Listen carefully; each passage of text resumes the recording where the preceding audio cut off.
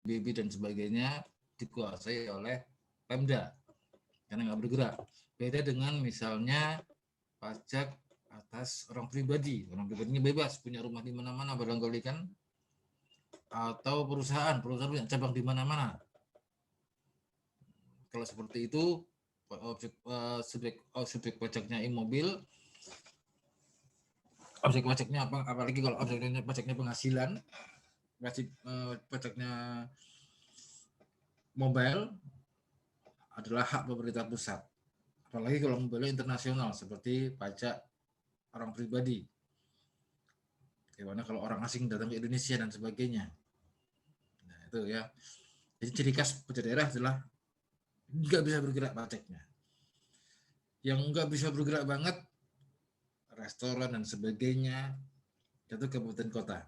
Tapi kalau bisa bergerak dengan lebih leluasa, seperti mobil, air permukaan, mobil termasuk biaya balik nama dan bahan bakarnya ya. Jadi sebenarnya ada 3 kalau pajak provinsi itu kalau ngapalin. Mobil. Mobil ada 3, bakar kendaraan bermotor.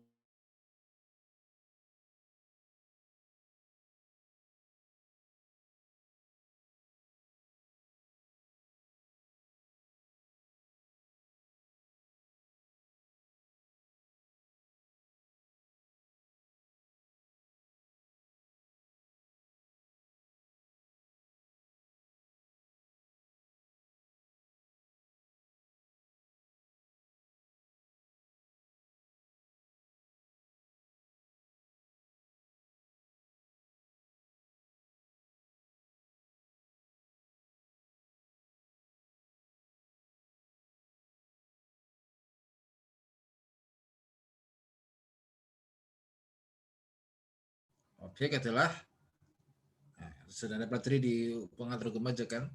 Subjek adalah subjek itu istilah ekonominya ya. Pemikul beban pajak. Jadi siapa yang bayar pajak? Ya, kalau istilah subjek pajak adalah mereka yang bayar pajak. Nanti ada istilah lagi wajib pajak. Apalagi nih wajib pajak nih. Nah, nanti akan kita detailkan lebih lanjut. Ya. Objek pajak itu adalah apa yang dikenakan, bisa kalau pajak pusat itu bisa penghasilannya atau konsumsinya, ya, penyerahannya. Kalau di sini coba lihat pajak kendaraan motor kepemilikan, penyerahan kepemilikan, bahan bakarnya, konsumsi rokok, dan pengambilan atau pemanfaatan air permukaan. Ini subjek pajaknya. Subjek pajaknya adalah orang yang membayar. Jadi ini yang membayar pajak ini. Apalagi wajib pajak nanti akan kita lihat lebih lanjut ya. Oke, ini ketentuannya. Undang-undang pasal ini memberikan hal yang baru di sini. Ya. Dia balik namanya seperti ini. Ya. Ada penyerahan pertama nanti akan kita jelaskan lebih lanjut. Itunya naik. Pajak ini naik. Menurut Undang-Undang 28 tahun 2009 pajaknya naik dibandingkan undang-undang sebelumnya. Undang ini PP 65 ini ya. Oke, kita lanjutkan dengan tarif pajak provinsi. Bagi hasil, oke, dibagi hasilkan antara provinsi dengan kabupaten kota. Ini sama, BPKB, BBNKB sama, PBB kendaraan bermotor, pajak bahan bakar ya, di banyak bagian kota. Ini sama, pajak air permukaan. Ini yang merah tergantung dengan keadaan, mengarah ke 2080. Oke, apa sih bagi hasil? Jadi kalau 100 nanti 70 untuk provinsi, 30 untuk kabupaten kota. Itu bagi hasil pajak provinsi. Pasti dibagi hasilkan oleh pajak provinsi itu. Bukan hak provinsi semuanya, tapi ada sebagian hak kabupaten atau kota tempat domisili. Jadi misalnya kendaraannya Bekasi, kota. Ketika bayar pajak kendaraan bermotor, 70% untuk Jawa Barat, 30%-nya untuk kota Bekasi. Lihat domisili. domisili pemilik kendaraan bermotor. Oke, kita lanjutkan dengan earmark. Ya, kita sudah belajar di earmark kemarin ya. Sudah. Satu lagi yang barangkali baru, retribusi ERP. Ya, ini sebenarnya khusus untuk akan diterapkan di Jakarta, tapi sekarang kayaknya tidak jadi diterapkan di Jakarta. Karena harusnya kalau seorang melewati jalan tertentu, terutama Sudirman Tamrin, itu harus membayar semacam kayak jalan tol. Jadi harus bayar. Kenapa? Supaya orang tidak membawa kendaraan pribadi karena sangat macet. ERP ini sudah umum di negara yang sangat padat lalu lintasnya. Di Singapura sudah juga diterapkan ini ERP. Jadi kalau Anda lewat suatu jalan di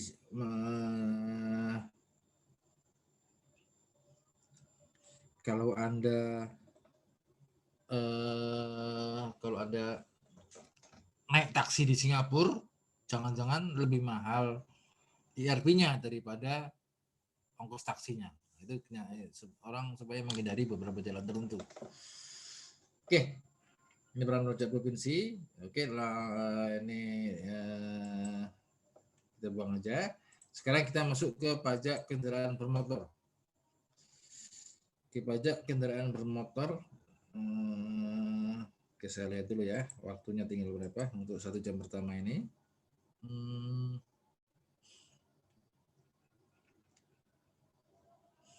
Oke, waktunya masih 1 jam 16, berarti masih ada 30 menit ya kuliahnya lagi. Oke, bisa kita bahas semuanya mulai dari pajak kendaraan bermotor sehingga pajak bahan bakar kendaraan bermotor. Oke, kita masuk ke materi kedua 2A, yaitu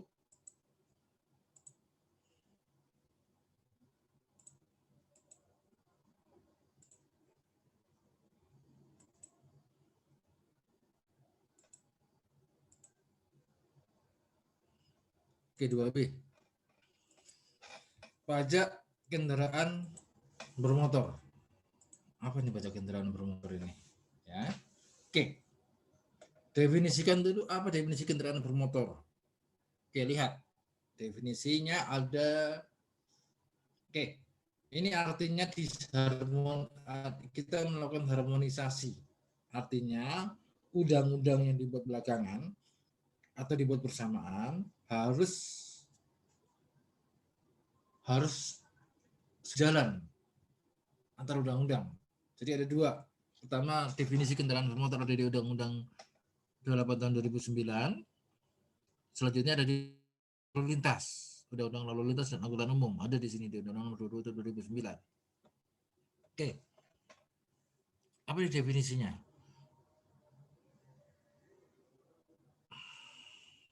Oke. Kalau di sini kendaraan bermotor, kalau menurut Undang-Undang Lalu Lintas, semua kendaraan kecuali setiap kendaraan yang digerakkan oleh peralatan mekanik berupa mesin selain kendaraan yang berjalan di atas rel. Ya, jadi di sini pokoknya kendaraan yang lewat semua kendaraan, ya, kecuali kereta. Kenapa kecuali kereta? Karena kereta punya undang-undang sendiri, undang-undang perkereta apian.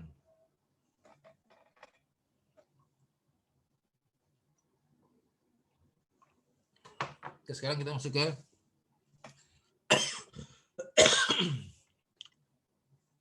kendaraan bermotor. Di sini lihat, ini karena ini nanti dampaknya nanti ke jenis objek pajaknya. Objek pajaknya adalah kendaraan bermotor. Berarti semua yang masuk kriteria ini termasuk dikenakan pajak kendaraan bermotor. Ini penting karena bagaimana kalau ada jenis kendaraan baru? Saya berikan contoh, apakah apa istilahnya yang melayang ke udara itu apa itu? Balon udara, Pak. Bukan yang mana sekarang pakai remote itu apa? Drone, Pak. Drone. Drone. Ya, drone itu masuk nggak? Atau becak kena nggak nih becak? Atau Tidak, Pak. ya, atau apalagi nih? Boleh becak motor kena nggak? Ini jadi permasalahan kan. Jadi ini mendefinisikan sesuatu itu penting di undang-undang ya. Oke, Anda nggak usah hafalin ya, karena Anda sekarang jadi seperti ini. Serta yang dioperasikan di air, ya, serta sampai dioperasikan di air. Jadi ada kapal, mungkin yang termasuk dikenakan undang-undang, dikenakan pajak kendaraan bermotor, termasuk kapal. Ya. Kapal apa? Nanti kita definisikan di sini ya. Oke, pajaknya apa nih? Oke, lihat. Pajaknya bukan atas kendaraan bermotornya, tapi atas kepemilikan atau penguasaan. Kepemilikan dan atau penguasaan. Ya.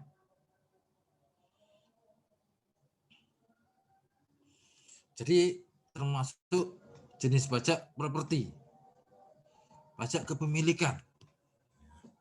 Ya, kenapa pajak atas kepemilikan? Karena nanti kalau dikenakan pajak kendaraan bermotor, nanti akan terus jadi gini. Ini kendaraan bermotor, pajaknya apa aja nih? Ya, pajaknya apa aja kendaraan bermotor? Banyak. Ada BPN, BM dan sebagainya. Ada BPN, BM, ada BPN, apalagi kendaraan pajak PKB, pajak kendaraan bermotor. Apalagi pajak apa lagi? Ini pajaknya atas apa aja nih? Kalau ini atas penyerahannya, jadi kalau kita beli atas konsumsinya. Kalau ini atas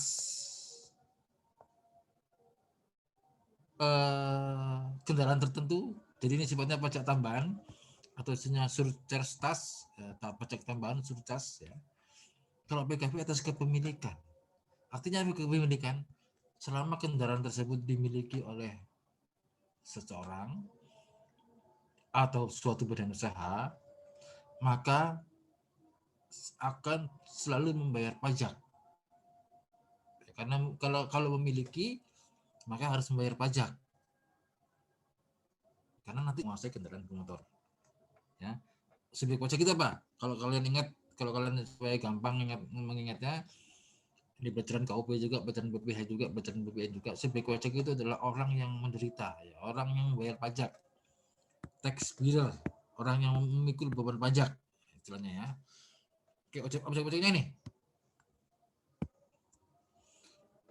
Oke, semua kendaraan termasuk kendaraan bermotor di air, jadi segala macam, kapal dan sebagainya, sampai ukuran 5-7. Berarti di bawah 5 bukan objek, dan di atas 7 ini wewenangnya bukan di pajak pusat, tetapi di Kementerian Perhubungan, karena kapal-kapal besar di atas 7 ini ya. Ini di atas, ini haknya Kementerian Perhubungan. Pusat berarti kan ya. Masuk ke PNBP nanti. Kalau pajak kena PNBP nanti atas kepemilikannya. Ya, oke. Kecuali untuk pertahanan keamanan negara. Misalnya tank dan sebagainya. Kendaraan yang dikuasai oleh asing. Nah, ini C ini selalu muncul.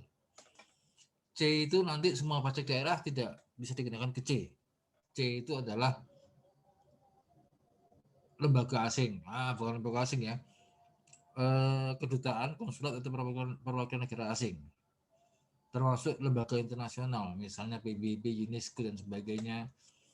Kenapa seperti ini? Karena ini aturan internasional.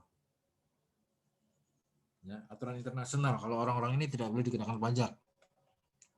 Berlaku timbal balik juga. Jadi kalau orang Indonesia atau kedutaan Indonesia tidak dikenakan pajak juga di sana. Dan objek pajak lain ditetapkan oleh Perda. Jadi di sini ada Perda menetapkan terserah dia. Padahal ini kendaraan gubernurnya nggak bayar pajak, nggak apa-apa, kan kendaraan dinas. Ini salah satu contoh ya. Oke, jadi itu penentuan subjek objek sangat penting. Ya. Oke, Sekarang apa bedanya subjek dan wajib? Apa bedanya subjek pajak dan wajib pajak? Kalian tahu apa beda subjek pajak dan wajib pajak? Wajib pajak itu adalah ya orang yang tadi kalau subjek pajak orang yang membayar pajak. Kalau wajib pajak ini adalah orang yang atau badan yang orang atau badan hukum ya, orang atau badan hukum orang atau badan ya bukan badan hukum, badan usaha. Orang atau badan, bisa badan usaha atau badan hukum yang diwajibkan oleh negara untuk menyetorkan ke kas negara. Ambil contoh. Pajak karyawan. Oke, pajak karyawan. PPH. Atas gaji, PPH pasal 21. Siapa subjek pajaknya? Siapa yang membayar pajak ini? Yang bayar pajak adalah karyawan. Ya, oke. Karyawan dipotong. Siapa wajib pajaknya? Perusahaan pemberi kerja atau pemberi kerja. Nanti negara yang diuber negara bukan ini. Tapi yang diuber negara adalah wajib pajak. Coba lihat baca KUP. Tidak ada istilah subjek pajak di situ. Subjek pajak hanya ada di istilah subjek pajak hanya ada di pajak PPH. Tapi di KUP tidak ada istilah subjek pajak. Di situ hanya kenal wajib pajak.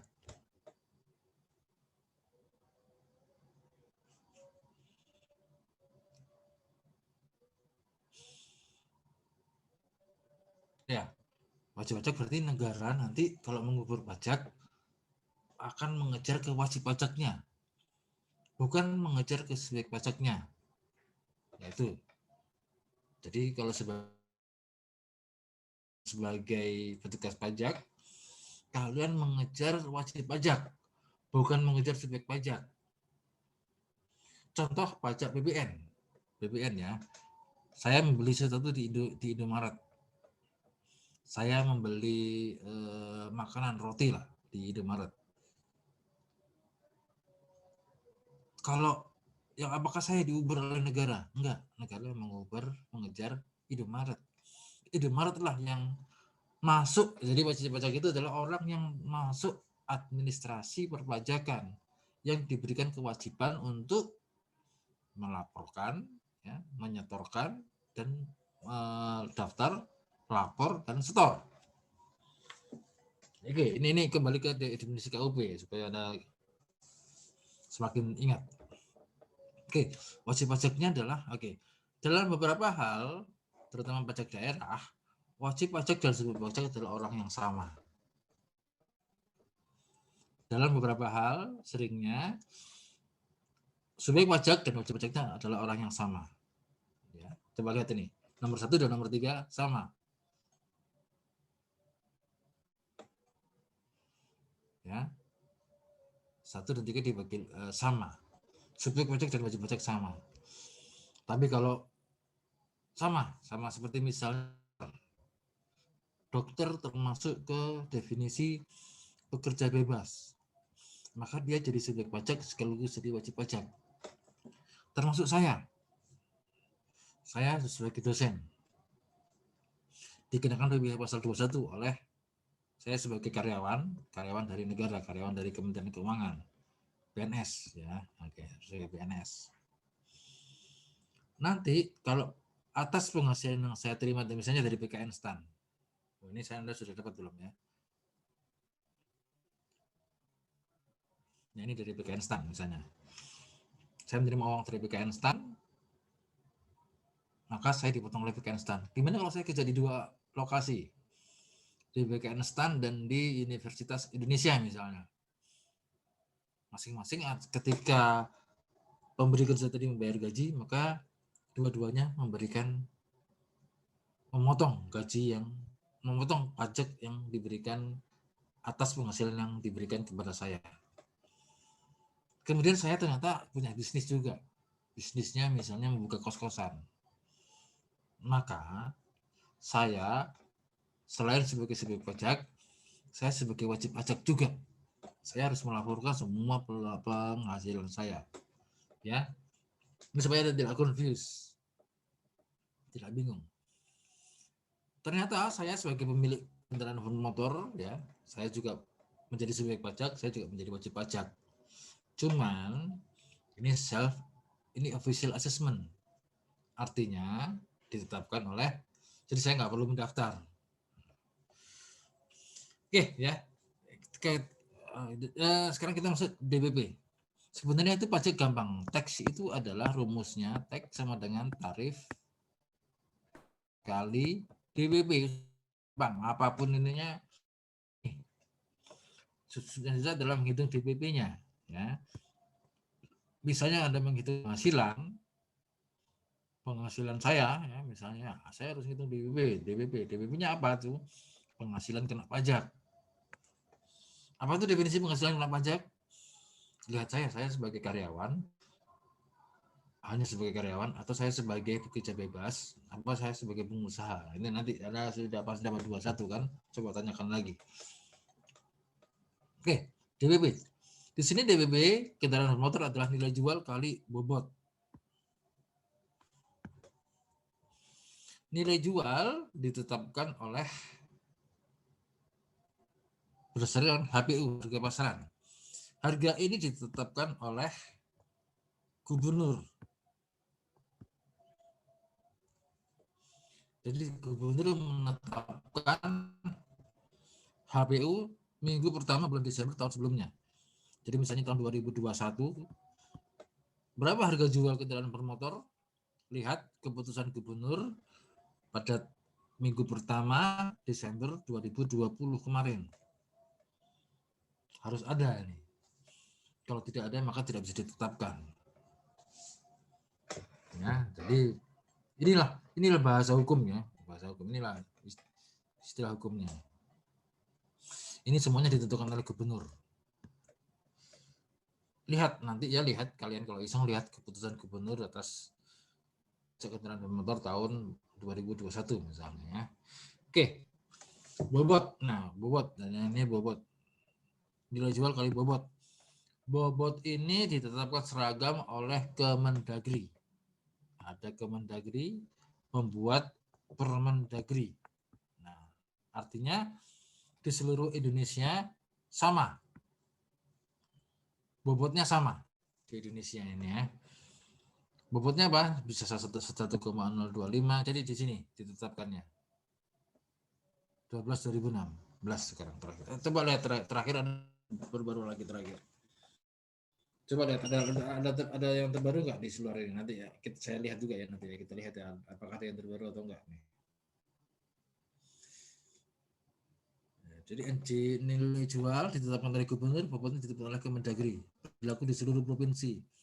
Ini berlaku di provinsi tertentu. Nah, ini makanya kadang-kadang pajak kendaraan bermotor beda antar provinsi. Karena nilai jualnya ditetapkan oleh masing-masing gubernur. Oke. Nah, sekarang ada istilah progresif. Tarifnya progresif. Oke. Jadi kendaraan kedua dan seterusnya. Jadi kalau kendaraan pertama, misalnya ayah Anda memiliki motor 1, maka motor kedua dikenakan ini. Motor ketiga dikenakan lebih tinggi lagi, antara 2 sampai 10 berarti. Sesuai dengan nama dan alamat yang sama. Ya. Bagaimana kalau alamatnya beda? Kalau alamatnya masih dalam satu provinsi, ya bisa saja. Tapi kan sekarang satu itu kan, sekarang NIK kan, sehingga yang kena nanti NIK-nya. Nah, artinya pasti kena orang yang sama. Ya, artinya Anda punya kendaraan di mana? Nah, bagaimana kalau mobilnya satunya mobilnya satunya taruh di Jawa Barat, satunya taruh di Jakarta, satunya taruh di Tangerang misalnya, akan beda Tangerang Banten tuh. Ya kalau ketemu nik nanti satu kendaraan 1, kendaraan 2, dan kendaraan 3. Ya, ini alat berat sebesar ini. Kenapa kecil? Karena alat berat ini harganya sangat mahal. Contohnya apa? Contohnya ya Komatsu dan sebagainya ya. Apa itu istilahnya tuh? Kayak kapal kayak itu ya, kayak pengeruk itu ya, itu semuanya kena itu. Forklift nggak kena juga. Oke, yang angkutan seperti ini. Oke, jadi kebijakan nasional adalah progresif. Pajaknya bersifat progresif. Oke, ini yang penting. Masa pajaknya apa nih? Oke, kalau masa pajaknya adalah BPN ya.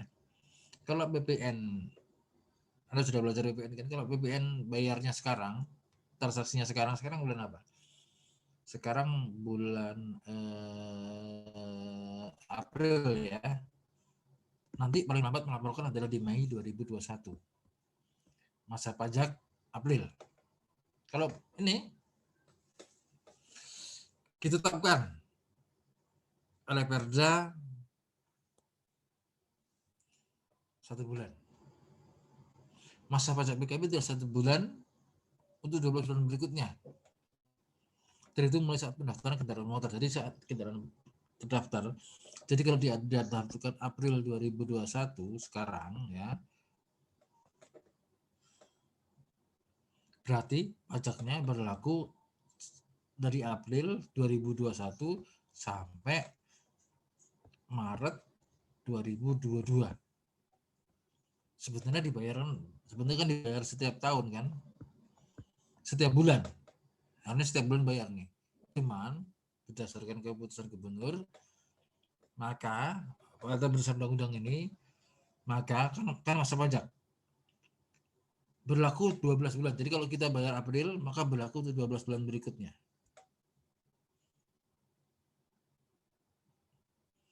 Bagaimana kalau kendaraan hilang? Misalnya di bulan Desember tercuri,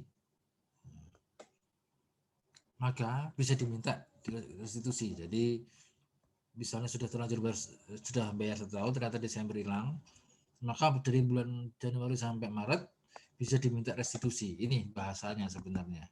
Ya. Jadi bahasa seperti ini. 1 untuk 12 bulan. 1 untuk 12 bulan. Sekali bayar untuk 12 bulan. Bukan setiap bulan kayak BPN yang harus setiap bulan bayar. Ya, ini untuk pajak kendaraan bermotor. Oke, Anda pelajari berikutnya. Kita menginjak materi berikutnya. Ini waktunya kurang masih 54, masih 4 menit lagi. Oke, materi terakhir. Sebelum kita akhiri dan kita menginjak ke tanya jawab nanti di WA Group ya.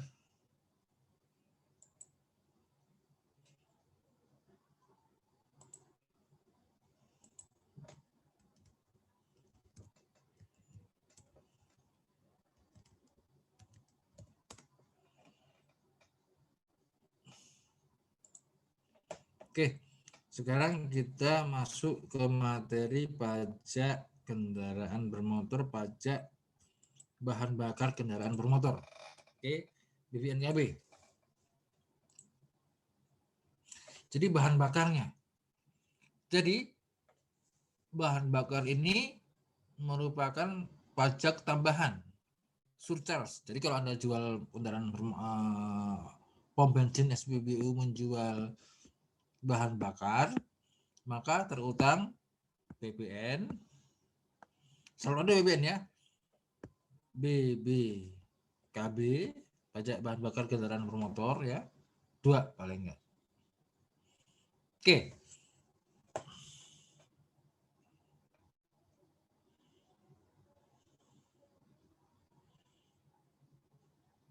Oke, sama kendaraannya, artinya di sini bahan bakar yang kena.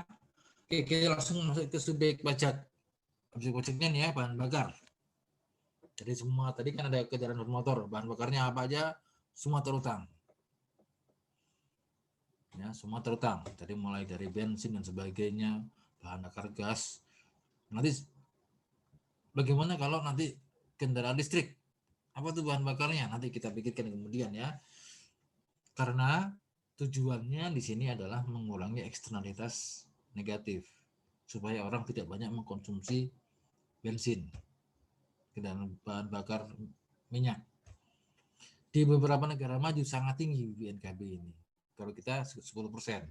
Di negara punya sangat tinggi. Kenapa? Supaya harga bahan bakar naik, orang rame-rame naik angkutan kendaraan umum. Oke, sebagai pajaknya konsumen ya. Siapa yang membeli? Wajib pajaknya orang atau pribadi yang menggunakan bahan bakar kendaraan bermotor ini menurut saya nih. Oke, wajib pajaknya adalah orang pribadi atau yang menggunakan bahan bakar kendaraan bermotor. Nanti kita lihat ya.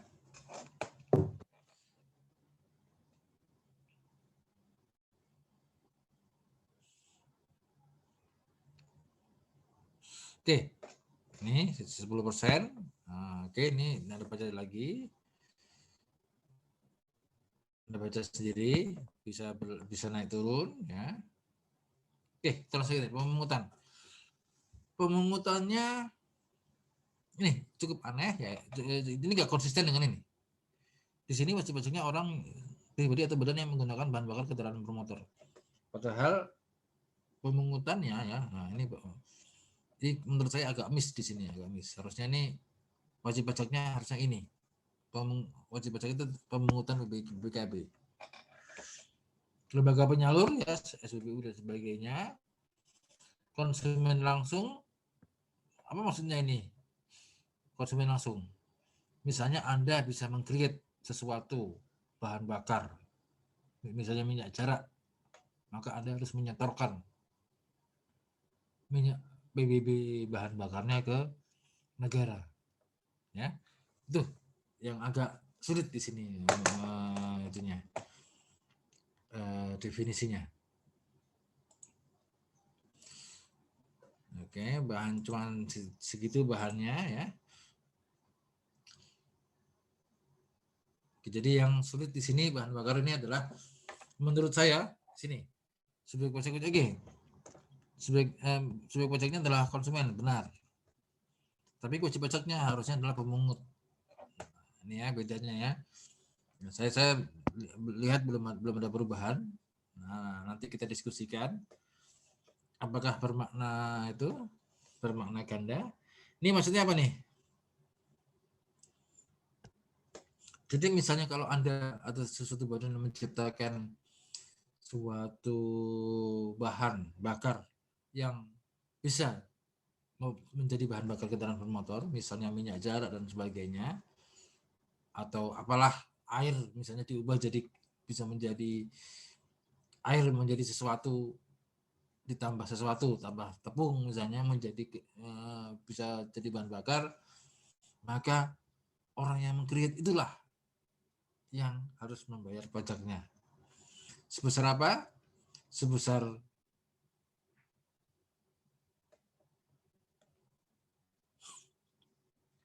nilai jual sebelum dikenakan BPN dan tarifnya 10%. Nah, jadi tarif paling tinggi 10%. Ini selalu bunyinya seperti ini. Tarif paling tinggi 10%. Nanti di kebanyakan desa daerah pajak maksimal ditetapkan. Untuk kendaraan bermotor bisa turun sampai 50%. Caranya bagaimana? Ya, ini diserahkan ke Pemda masing-masing ini pengawasannya. Di ke provinsi masing-masing ini bisa nggak diterapkan ini? Ya, saya nggak tahu apakah bisa diterapkan atau enggak nih. Oke.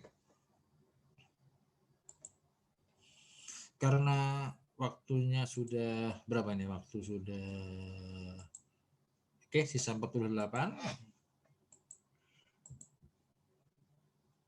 Ya. Maka saya cukupkan sekian Zoom-nya. Setelah ini saya akan menjawab pertanyaan yang ada di Slido. Kita akan bahas di WA Group. Oke, Zoom-nya saya cukup sekian. Ya, selamat bertemu kembali minggu depan. Kita lanjutkan di WA Group. Oke, selamat siang. Assalamualaikum warahmatullahi wabarakatuh.